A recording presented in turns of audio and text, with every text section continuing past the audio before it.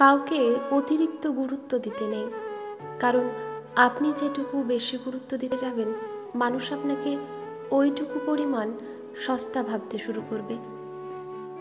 জীবনে ভালো থাকতে গেলে নিজেকে একটু শক্ত করে নেওয়া দরকার, একটু কঠোর হওয়া দরকার। যে আপনার প্রতি যতটুকু গুরুত্ব দেখায় আপনিও ঠিক ততটুকুই গুরুত্ব দেখাবেন। যে আপনাকে যেটুকু ইগনোর করে আপনিও তার থেকেও তাকে বেশি ইগনোর করবেন। একটু এদিক সেদিক হলেই আপনি তার কাছে সস্তা হয়ে যাবেন। দুনিয়ায় এখন ভালো মানুষের কদর কম, নেই বললেই চলে।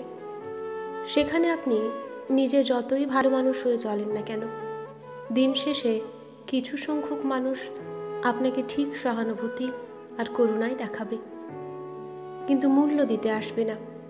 কারণ আজকাল যোগ্য ব্যক্তির থেকে অযোগ্য ব্যক্তির দাম বেশি। খেয়াল করে দেখবেন, আপনি যে মানুষটার জন্য সকাল থেকে রাত পর্যন্ত পরিশ্রম করেন কিংবা যার কথা প্রতি মুহূর্তে মনে রাখেন, সেই মানুষটার মনের মধ্যে আপনি নেই।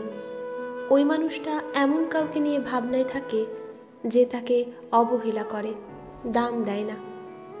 মানুষ যেটা পায় সেটা ভালো হলেও কদর করে না, আর যেটা পায় না সেটা খারাপ হলেও মহামূল্যবান ভাবতে শুরু করে।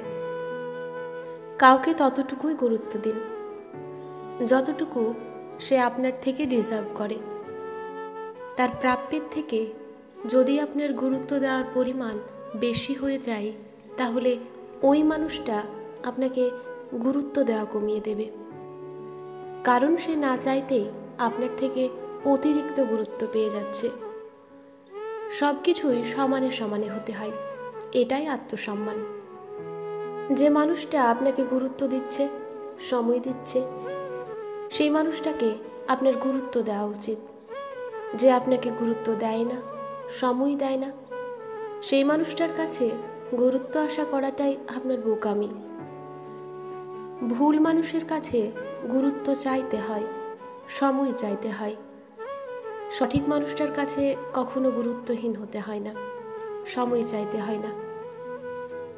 কাউকে গুরুত্ব দিয়ে যখন গুরুত্ব পাচ্ছেন না, তখন তার থেকে নীরবে সরে আসুন, নিজেকে গুরুত্ব দিতে শিখুন। যে ব্যক্তি নিজেকে গুরুত্ব দিতে জানে তাকে কেউ গুরুত্বহীন করতে পারে না।